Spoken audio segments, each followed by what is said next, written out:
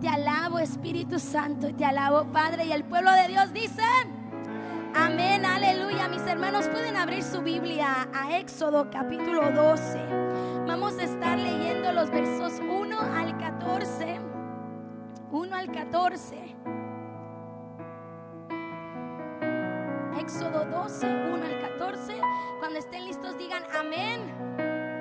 Amén. ¿Alguien lo está buscando? Diga aleluya. Amén. Qué hermoso es Dios, iglesia.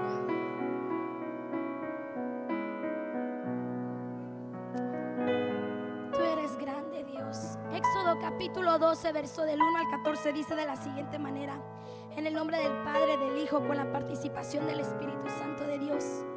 Mientras los israelitas todavía estaban en la tierra de Egipto, el Señor dio las siguientes instrucciones a Moisés y a Aarón.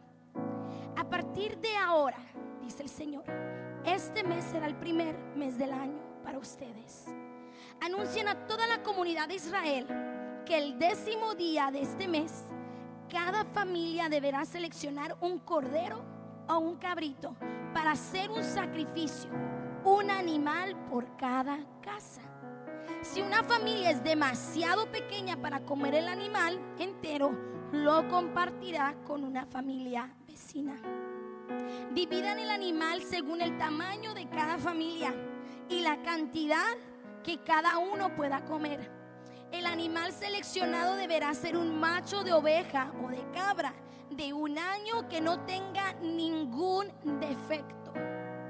Cuiden bien al animal seleccionado hasta la tarde del día 14 de este primer mes.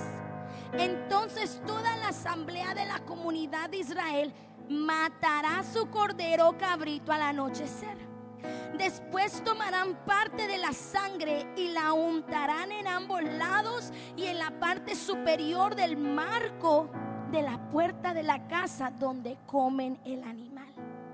Esa misma noche asarán la carne al fuego y la comerán acompañada de hojas verdes y amargas y pan sin levadura. No comerán nada de la carne, ni cruda ni hervida en agua. Asarán al fuego el animal entero con la cabeza, las patas y las entrañas. No dejen ninguna sobra para el día siguiente. Quemen todo lo que no hayan comido antes de la mañana. Estas son las instrucciones para cuando coman esa comida. Estén totalmente vestidos, lleven puestas las sandalias y tengan su bastón en la mano. Coman deprisa porque es la Pascua del Señor. Esa noche pasaré por la tierra de Egipto y heriré de muerte a todo primer hijo varón y a la primera cría macho de los animales en la tierra de Egipto. Ejecutaré juicio contra todos los dioses de Egipto, porque yo soy el Señor. Pero la sangre sobre los marcos de las puertas servirá de señal para indicar las casas donde ustedes estén. Cuando yo vea la sangre, pasaré de largo. Esa plaga de muerte no los tocará a ustedes cuando yo hiera la tierra de Egipto. Este será un día para recordar. Cada año, de generación en generación, deberán celebrarlo como un festival especial al Señor. Esta es una ley para siempre. Palabra de Dios para el pueblo de Dios. Puede tomar asiento, mi hermano y mi hermana. El día de hoy me estaré moviendo bajo el tema señales de un pueblo preservado. ¿Ok? Quiero que vean bien esa palabra, preservado, porque no estoy hablando de perseverancia, estoy hablando de preservación. Cuando hablo de preservación, ¿qué significa esa palabra? Guardar algo. Cuando hablo de preservar algo, ¿qué significa? Conservar, cuidar. En esta hora me estaré moviendo bajo el tema señales de un pueblo preservado. Preservado. Un pueblo cuidado. Un pueblo protegido. La semana pasada, el domingo pasado, estuvimos viendo bajo el sermón del pastor, viendo la historia de Moisés, en el cual él fue llamado. ¿Cuál fue el título de la semana pasada? ¿Alguien se acuerda? Dios, muy bien, mi hermano. Dios no se ha olvidado de ti o de mí. Dios no se ha olvidado de mí. Y estuvimos viendo la historia de Moisés, aquel hombre que tenía un llamado especial de Dios desde su nacimiento. Aquel niño que fue cuidado por su mamá y por su hermana para que no pasara el castigo del faraón sobre él. Aquel niño que fue educado en las mejores escuelas, en las mejores leyes, pero que su corazón hebreo al momento de ver una injusticia se enojó, se encendió, le entró ese coraje por dentro. Llegó a ser asesino porque mató y salió huyendo del país que lo había formado. Y fue a dar al desierto. Imagínense, un hombre de ciudad, podemos decir, un hombre educado, un hombre con porte, un hombre que le aseguro que ni sabía cómo era cuidar animales, un hombre que ni sabía cómo era andar en el desierto, en el campo o en las labreras abiertas. Ahora este hombre ya no podía regresar a su hogar porque había sido un asesino. Pero a través de las palabras del pastor, Dios nos recordaba una y otra vez, mi hermano y mi hermana, que Dios no se olvida de sus promesas. Sabes, a veces tú y yo pensamos que Dios es como nosotros, porque como nosotros nos olvidamos a veces de las promesas que le hacemos a Dios. Como tú y yo somos tan infieles, creemos que Dios así será. Y déjame decirte que estamos equivocados, porque si algo tiene nuestro Dios es que es un Dios fiel, un Dios perfecto, un Dios que cumple sus promesas, y que tarde o temprano lo que Él te ha prometido, Él lo cumplirá. Él lo cumplirá. Vemos la historia de cómo Dios lo llamó. Vimos el gran escenaje o la gran escena que ocasionó Dios, la gran maravilla. Y más adelante continúa la historia. Dios lo llama y le dice: ok, Moisés, ahora regresa. Ya pasó, y dice la historia que él ya tenía hijos, que él ya estaba casado y él ya se había acomodado. Y Dios le dice: no, vas a regresar y vas a sacar a este pueblo, porque yo he escuchado el clamor de este pueblo. Pasó más de 400 años, iglesia, y este pueblo pudo haber dicho: Dios se ha olvidado de nosotros. Pero es que a veces tú y yo queremos que sea el tiempo nuestro, sin saber que el tiempo de Dios es perfecto. El tiempo de Dios es perfecto.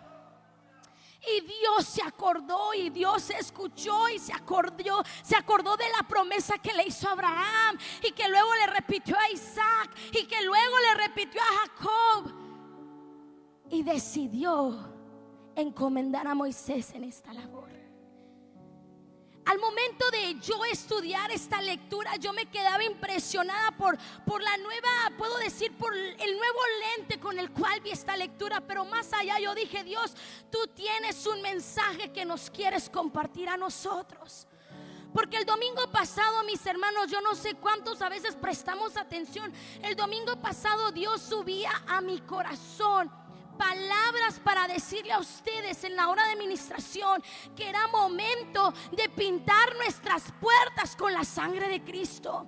Y fue algo que realmente Dios estaba calcando en mi corazón. Y no solo eso, Dios subió a mi corazón, y no les miento, regrésense a la live y escuchen mis palabras, en el cual yo les dije: hermanos, es momento de pararnos bien en la brecha y tomar la armadura que Dios nos ha dado.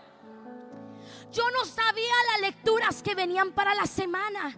Al momento que yo me siento a leer las lecturas, leo Éxodo y confirma las palabras que yo dije el domingo.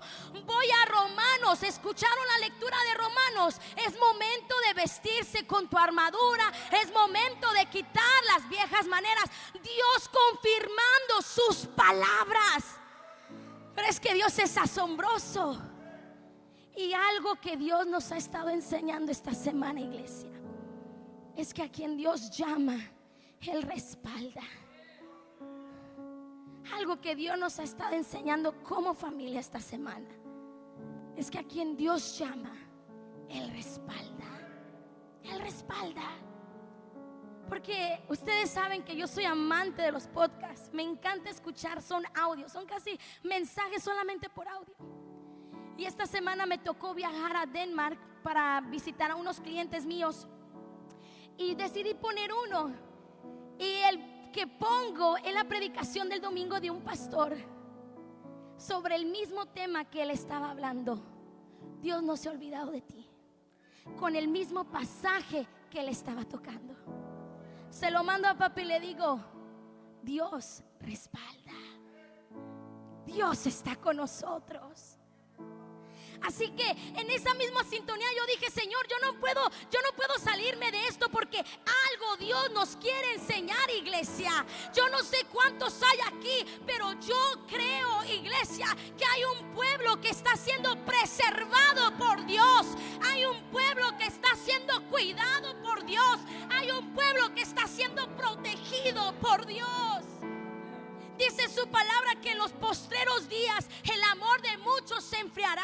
Y lo podemos ver, iglesia. La gente está dura en recibir la palabra. La gente ya no quiere saber de Dios. La gente cree en una espiritualidad, pero que yo no le tengo que dar cuentas a Dios de nada. Dice su palabra que en los últimos días el amor de muchos se enfriará. Pero si tú y yo permanecemos firmes delante de Dios, Dios se encargará de cuidar a su pueblo. Dios se encargará de proteger a su pueblo. Dios se encargará de preservar a su pueblo hasta los últimos días, ya sea del mundo o ya sea de nuestra vida. Es por eso que yo dije: no, continuamos con esta misma sintonía. Él predicó el domingo pasado de Moisés y yo continuaré predicando este domingo de la misma lectura. No de la misma lectura, sino del mismo tema. Y la lectura del día de hoy nos cuenta la historia de cómo fue establecida la celebración de la Pascua. Y muchas veces cuando tú y yo vemos este pasaje, vemos que el animal, que el sacrificio, que el primero, y como que nos aburre, ¿verdad? Como que decimos que eso es la Pascua del pueblo judío, esa es la Pascua de los israelitas. Eso era como ellos lo hacían, pero ya no lo hacemos así. Pero hoy quiero enseñarte algo como Dios me lo mostró. Es que Dios es sorprendente. Cada una de estas partes se van a aplicar a nuestra vida. Pero primero, para darte un contexto de la historia. Regresa Moisés, ¿verdad? A Egipto. Regresa Moisés a Egipto y se le encontró fácil. No, hermanos del discipulado, ¿se le encontró fácil Moisés? No. ¿Acaso fue Moisés y le dijo: hey Faraón, Dios dice déjalos ir? Y Faraón dijo: claro, ya era tiempo, váyanse. No, eso no dijo. Más bien dijo: está loco, ¿cómo yo los voy a dejar ir? Los tenía oprimidos, los tenía esclavizados. Por ellos él levantaba el imperio que podía tener. ¿Cómo los iba a dejar ir? Díganme usted.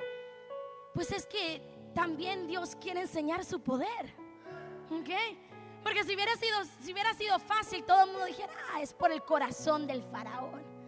Pero Dios quiso darte una lección a ti, darle una lección al pueblo hebreo, darnos una lección hoy en día de que lo imposible, Dios está presente. Que en lo imposible Dios lo hace posible. Que en las cosas que tú dices ya no hay solución, ahí viene Dios y nos sorprende. Y como el corazón del faraón se iba haciendo más duro y más duro y más duro, pues Dios manda sus plagas. ¿Cuántas plagas hubieron? Muy bien, hermanos, se gradúan el próximo domingo. 10 plagas hubieron. Primera plaga, ¿cuál fue? Sangre, el agua se convierte en sangre. Segunda plaga, ¿cuál fue? Ranas. Tercera, piojos. Cuarta, moscas. Quinta, ganado enfermo. 6, úlceras. 7, granizo. 8, langostas. 9, tinieblas. Muy bien, quien lo haya dicho, muy bien. Tinieblas, oscuridad eterna. Y el corazón del faraón aún seguía duro. Pues que Dios estaba esperando este momento. Dios quería este momento. ¿Por qué? Porque aún lo podemos ver en el verso del capítulo 12, versículo 12 dice: esa noche pasaré por la tierra de Egipto y heriré de muerte a todo primer hijo varón y a la primera cría macho de los animales en la tierra. Ejecutaré juicio contra todos los dioses de Egipto, porque yo soy el Señor. Dios quería mostrar su poder. Dios quería mostrar de que puedes tener miles de dioses. Puedes tener, porque cada una de estas plagas, hermanos, y no me quise meter en ese tema porque es todo otro tema, cada una de estas plagas iban dirigidas a un Dios que los egipcios tenían. La sangre, la rana, los piojos, las moscas, el ganado enfermo, las úlceras, el granizo, la langosta, las tinieblas. Y con lo único que no pudieron estos dioses egipcios fue con el poder de Dios de controlar la vida y de controlar la muerte. Dios quería darles una lección y Él dijo: hoy mismo voy a dar mi juicio contra estos dioses de este pueblo, y verán que yo soy el Señor. Aleluya. Nuestro Dios es grande y poderoso. Nuestro Dios es grande y poderoso. Al llegar a la plaga número 10 vemos algo bien interesante, porque ciertas otras plagas tal vez podían haber afectado al pueblo de Dios, pero la 10ª plaga hace una gran diferencia entre el pueblo egipcio y el pueblo hebreo. El versículo 11:7, vayan conmigo con su Biblia. Es que, hermanos, tenemos que utilizar nuestras Biblias. 11:7 dice lo siguiente: sin embargo, entre los israelitas habrá tal tranquilidad que ni siquiera un perro ladrará. Entonces, vean, entonces sabrán que el Señor hace una distinción entre los egipcios y los israelitas. Dios mismo lo dijo: yo voy aquí a hacer la diferencia. Teológicamente, ¿qué nos habla? Porque muchos ahí nos agarramos: que Dios no es un Dios justo, miren, están matando. No me voy a entrar en esos temas. Si tú tienes esa pregunta, puedes acercarte a mí después del culto, al pastor, y te podemos explicar, ¿ok? No voy a entrar en ese tema. Pero Dios decide hacer un simbolismo. ¿Sabe lo que esto representa? ¿Sabe lo que esto representa? Los egipcios son representación de aquellos que no temen a Dios. Ellos representan, los egipcios representan a los que están muertos, escúchame bien, muertos en sus delitos y pecados, sus malas obras. Vean bien, y aquí es donde está la justicia de Dios. Sus malas obras los convierten en enemigos de Dios. Esta historia nos presenta dos tipos de personas: aquellos que le temen a Dios y le sirven a Dios, y aquellos que no le temen a Dios. Y tú dirás: pero es que todos somos pecadores. Sí, todos somos pecadores. Yo sigo pecando y sigo necesitando la misericordia de Dios. Pero hay una diferencia entre estar con Cristo y fallar y pecar, a vivir deliberadamente en mi pecado. Aquellos que viven deliberadamente en su pecado, dice la palabra de Dios, que están muertos en sus delitos y pecados, y sus malas obras los convierten en enemigos de Dios. No que Dios es amor, Dios es amor, pero Dios es justicia.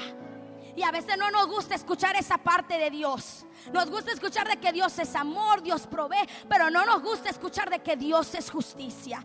Y si nuestro Dios es un Dios santo, por nada en el mundo, iglesia, Él se puede mezclar con lo sucio. Y dice que aquellos que viven como los egipcios son enemigos de Dios. ¿Acaso Dios tiene enemigos? Claro que sí.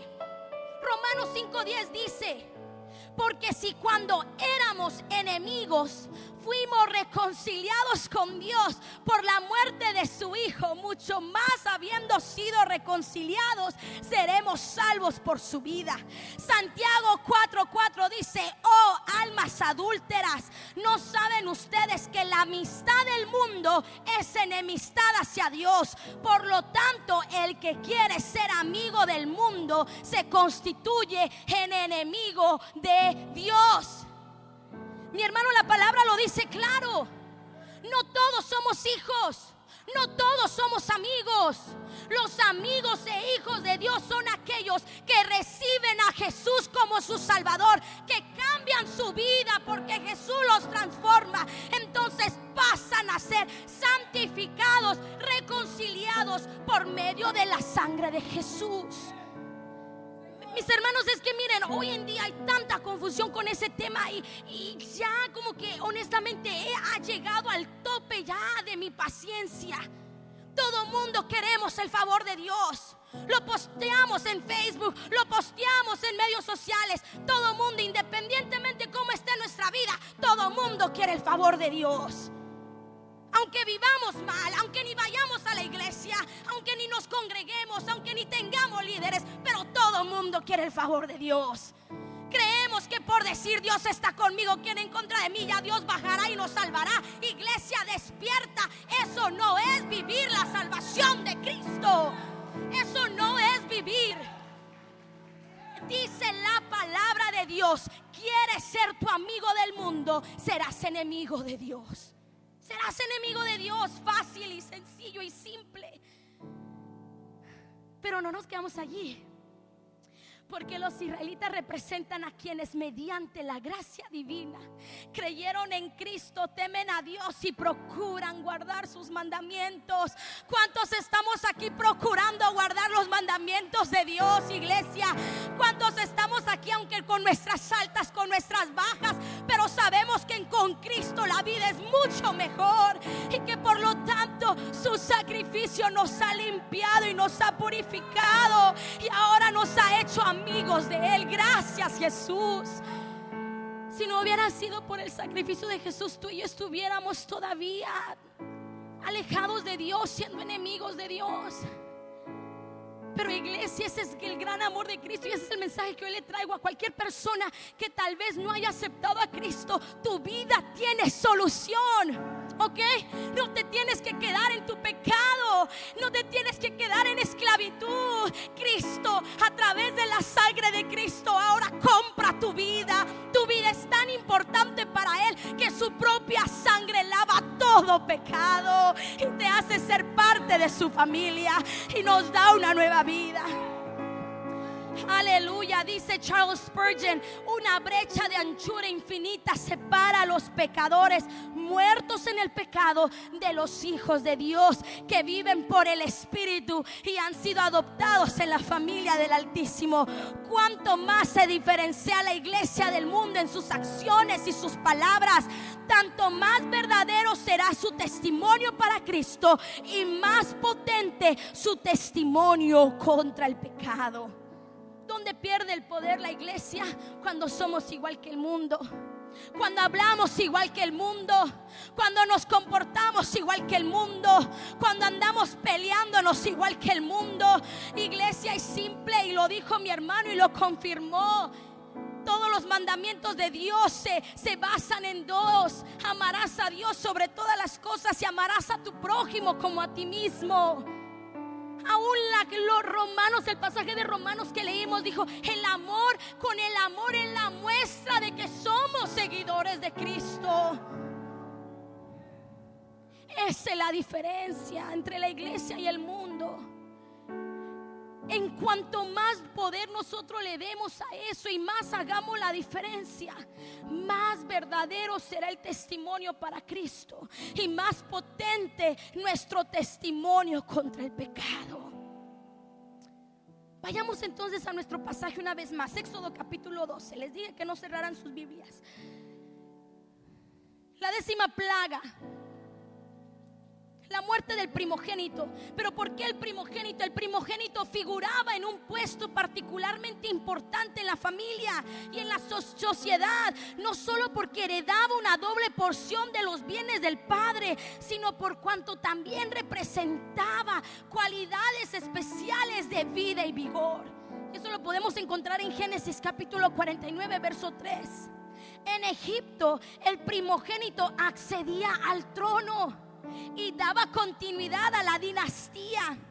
Cualquier significación que le hubiera sido atribuida desde los aspectos religiosos, políticos, dinástico y social, todo quedó barrido por la magnitud e intensidad de esta plaga. Vemos aquí que Dios instituye su Pascua. La palabra original de Pascua es Pesaj y se refiere al Cordero Pascual o a la fiesta de la Pascua. Interesantemente, en Éxodo es la primera vez que se menciona, y en Éxodo menciona las dos definiciones, tanto el Cordero Pascual como la fiesta. Y Pesaj viene relacionándose con el verbo pasaj, que quiere decir pasar de alto. Dios pasa de largo misericordiosamente por el pueblo, las puertas y las casas. Dios preserva a su pueblo, iglesia, no a los que se llaman ser su pueblo. Dios preserva a su pueblo, al pueblo que muestre la señal. Y aquí es donde baso mi título, porque mientras yo leía eso, yo decía, pero Señor, si ellos estaban, porque Dios lo que los estaba haciendo es prepararse para salir a la carrera, porque Dios sabía que en cuanto su ángel de la muerte pasara, iba a haber un llanto, iba a haber un dolor en Egipto, y ellos iban a salir huyendo, porque el faraón, y lo vamos a leer, el faraón va a decir, llévatelos, sácalos, no los quiero ver, no los que vayan a adorar a su Dios lejos de aquí. Los saca, y ellos tenían que salir así, rápido.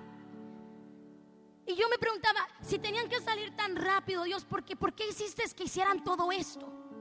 ¿Por qué no solo preparar sus cosas y listo, vámonos? Pero Dios quería ver bien quiénes eran los que estaban con él. Porque mírate, si Dios es todo omnisciente, si Dios lo sabe todo, ¿que él no sabía dónde iban a estar los que son de su pueblo? ¿Verdad que sí? Él sabía dónde estaban los israelitas versus los egipcios. Él sabía dónde vivían. Dios es omnisciente, Dios lo sabe todo. Pero Dios quería mostrarles algo importante, que aunque en ese momento ellos salían de una esclavitud, tal vez física, mucho más adelante, miles de años después, iba a venir alguien que los iba a sacar de la esclavitud de su vida, la esclavitud de su pecado, la esclavitud de su muerte. Y Dios quería probar su obediencia. Dios quería probar su obediencia, porque Él les da instrucciones claras, iglesia. Instrucciones, les dice a qué buscar, qué comer, cuánto comer, qué hacer con las sobras, cómo comerlo, cómo cocinarlo, cómo no comerlo, cómo yo tengo que estar vestido. Y ahorita les voy a enseñar todo eso, lo que Dios me mostró. Él quería todo, pero Él quería ver su obediencia, iglesia. A veces Dios nos da direcciones y no porque Él no lo sepa. Dios lo sabe, Dios conoce, Dios lo entiende, pero Él quiere probar nuestra obediencia en el momento de la tribulación. Él quiere probar nuestra dependencia en el momento de la prueba. Él quiere probar nuestra dependencia en el momento del dolor. A veces nos gusta tomar los atajos, ¿verdad? Nos encanta tomar atajos. Lo más corto, lo más fácil. Y a veces lo traemos a Cristo. Lo más corto, lo más fácil. Si hago esto, no tengo que lidiar con aquel hermano, aquella hermana. Si hago aquello, tal vez ni siquiera tengo que verlos. Hermanos, no escojamos los caminos cortos, porque el camino es lo que pule nuestro carácter. Y cuando tú tomas un atajo, tú no dejas que Dios te pula, tú no dejas que Dios trabaje contigo. Y Dios nos prepara para la siguiente temporada de nuestra vida. Y entramos a la siguiente, queremos entrar a la siguiente temporada de la vida, pero todos sin nada pulir, sin saber lo que nos espera. Yo quiero que veamos esto. Señales de un pueblo preservado. Número 1, versículo 1, que dice: mientras los israelitas todavía estaban en la tierra de Egipto, el Señor dio las siguientes instrucciones. ¿Quién dio las instrucciones? Dios. Un pueblo, señal número 1, un pueblo preservado por Dios es un pueblo donde Dios es el personaje principal. Lo vemos en el verso 1, dice que el Señor lo dio. Lo vemos también más adelante en el versículo 11, donde dice que todas estas instrucciones son dadas por Dios, porque es la Pascua del Señor. Un pueblo que Dios preserva es un pueblo que mantiene a Dios como el personaje principal. Es que, hermanos, a veces nosotros queremos ser preservados por Dios, pero otras cosas tienen lo primordial. Todo lo demás tiene lo primordial, pero yo quiero ser cuidado por Dios. Podemos ver en el pasaje que la Pascua es una expresión del amor de Dios manifestado en la redención de su pueblo. En la Pascua Dios recuerda su pacto y actúa con amor fiel hacia su pueblo. El amor y la misericordia del Señor se ofrecen a su pueblo mediante el sacrificio y la sangre de un cordero inocente. Número 1. Número 2, un pueblo preservado es un pueblo que no se duerme. Estoy bromeando. Lo digo porque muchos están durmiendo. Un pueblo preservado por Dios es un pueblo limpiado por la sangre de Cristo, iglesia. Cristo ha pagado el precio de nuestros pecados. La sangre que aquí Dios mandó a que pusieran en sus postes representaba vida, representaba expiación, representaba consagración. La sangre expía por el pecado de Israel y consagra cada hogar, purificándolo con esta marca divina. Pero al mismo tiempo pasa de alto los hogares de aquellos israelitas, quienes con fe obediente cubrieron los dinteles de sus casas con la sangre del cordero sin defecto que había inmolado por sus vidas. ¿Con qué estamos pintando nuestras casas? ¿Con qué estás pintando aún tu vida? La sangre de Cristo es la muestra que lavó mis pecados. ¿O qué lo aún ni la gente, mi hermano? Porque a veces podemos aparentarle a la gente, pero qué es lo que Dios ve cuando pasa por tu hogar, cuando pasa por tu vida. ¿Qué señal da? ¿Qué olor da? Segunda señal. Tercera señal: un pueblo preservado por Dios es un pueblo que permanece en comunidad. Te vas a decir, vas a volver otra vez con el tema de la iglesia. Mi hermano está allí. Verso 3, ve al verso 3. Anuncien a toda la comunidad de Israel. Vamos ahora al verso 6. Vamos todos. Cuiden bien al animal seleccionado hasta la tarde del día 14 de este primer mes. Entonces toda la asamblea de la comunidad de Israel matará su cordero cabrito al anochecer. Un pueblo preservado es un pueblo que permanece en comunidad. Queremos la bendición de Dios, pero solito. La Biblia va en contra de eso. Perdóname que te lo diga, pero la Biblia va en contra de eso. Porque la palabra bien me dice que donde están los hermanos, y nos encanta repetir este verso, ¿verdad? Unidos y en armonía, dice que allí envía ¿qué? Bendición y vida eterna. Tú te pierdes un culto, te pierdes la bendición que Dios tenía para ti en este culto. Tú te pierdes un estudio en comunidad, te pierdes la bendición que Dios te tenía en ese estudio con tu comunidad. Muchos pudieron decir: yo haré mi Pascua a mi tiempo, conforme se ajuste a mi tiempo. Pero eso no es lo que quería Dios. Dios quería un pueblo que hiciera la Pascua juntos, a la misma hora, en el mismo momento. Porque en la unidad, iglesia, Dios se manifiesta. Dios no se manifiesta en la división, Dios se manifiesta en la unidad. Así que un pueblo que es preservado es un pueblo que permanece en comunidad. 4, un pueblo preservado por Dios es un pueblo que se alimenta de Cristo. Y esto mandó mi mente a volar. Vamos al verso 8. Dice: esa misma noche asarán la carne al fuego y la comerán acompañada de hojas verdes y amargas y pan sin levadura. Hermanos, ¿saben qué representa la carne? ¿Sabe a quién representa la carne? A Cristo. Un pueblo preservado es un pueblo que se alimenta de Cristo. Así como se asaba el cordero y se comía, los que somos salvos por la muerte de Cristo debemos continuar alimentándonos de Él. Cristo debe ser sustento para la mente y alimento para el corazón. Debemos amarlo, confiar en Él y procurar conocerlo mejor. Cristo es el alimento de nuestro corazón, porque sufrió por nosotros como si hubiera pasado por el fuego de la ira de Dios contra el pecado.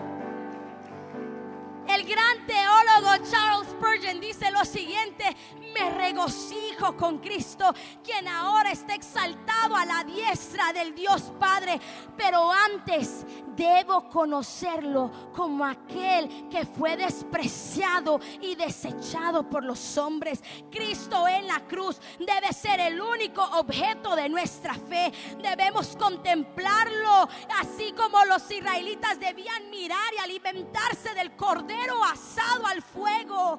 Oh, sobre qué intenso fuego tuvo que pasar nuestro Señor Jesucristo para poder convertirse en el alimento para nuestra alma. Este cordero no podía ser ni pasado por agua. Si leyeron bien, no podía ser ni crudo. Tenía que ser enteramente, vean ustedes esa similitud, enteramente, con sus entrañas, con la cabeza, todo entero tenía que pasar por el fuego. Iglesia, Cristo Jesús pasó por el fuego de la ira por ti y por mí. Pasó por el fuego de la ira para que cada día nos podamos alimentar de Él, podamos comer de su presencia. A veces nos preguntamos por qué estamos tan desnutridos. ¿Saben cuánto cristiano desnutrido habemos? Y digo habemos porque vemos el buscar la presencia de Dios como una opción, cuando es un deber, es una prioridad. Luego nos preguntamos por qué los vientos nos andan tumbando. Pues ni carne tenemos. Estamos todos desnutridos, iglesia, todos flacos. 5, y ya mero termino, iglesia. Un pueblo preservado por Dios es un pueblo que vive por fe. Mira esto, vamos al verso 11. Estas son las instrucciones para cuando coman esa comida: estén totalmente vestidos. ¿Saben cuál es la conexión aquí? El comer la cena de la Pascua vestidos con ropa para viajar era una señal de la fe de estos hombres. Vean ustedes, ellos ya estaban listos, no había pasado nada. Dios les dijo: pónganse la ropa porque van a salir así, rápido, van a salir huyendo, van a salir a la carrera. Estos hombres no habían visto lo que iba a pasar, pero se vistieron con fe de que eso iba a suceder. Un pueblo preservado es un pueblo que vive por fe. Es un pueblo que vive creyendo las promesas de Dios, que vive amarrado de las promesas de Dios.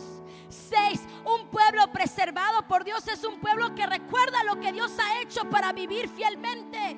Deuteronomio 4 dice: por tanto, cuídate y guarda tu alma con diligencia para que no te olvides de las cosas que tus ojos han visto y no se aparten en tu corazón todos los días de tu vida, sino que las hagas saber a tus hijos y a tus nietos. El verso 9 dice: ten es que no sea que se olviden del pacto. Dios quería que recordaran una y otra y otra y otra y otra vez lo que Él había hecho por ellos. ¿Cuántas veces tú recuerdas lo que Dios ha hecho por ti, iglesia? ¿Sabes que la raíz de la ingratitud es el olvido? Es el olvido. Al momento que tú y yo nos olvidamos de lo bueno y misericordioso que Dios ha sido, ahí es cuando viene la ingratitud. Ahí es cuando viene la queja. Ahí es cuando viene, ay, si Dios me diera esto, la comparación. Pero ¿por qué yo no puedo tener aquello? Recuerda lo que Dios ha hecho por ti. Y como a mí no me gusta el número 6, tuve que terminar en un 7. La séptima señal es que un pueblo preservado por Dios es un pueblo que se goza, un pueblo que adora y un pueblo que celebra. Hermanos, ahora podemos celebrar gozosos la muerte de nuestros Mesías porque proclamamos su resurrección. El fin de la salvación está en la resurrección corporal de Cristo y de cada uno de sus hijos. ¿Ves cuánto nos enseñó la Pascua? Yo te dije que yo no iba a hablar de la Pascua, te iba a hablar del nuevo aspecto que la Pascua me enseñó a mí. Un pueblo preservado por Dios es un pueblo que tiene a Dios como primero, que ha sido limpiado por la sangre de Cristo, que permanece en comunidad, que se alimenta de Cristo, que vive por fe, que recuerda la fidelidad de Dios y que se goza, adora y celebra. Ponte de pie.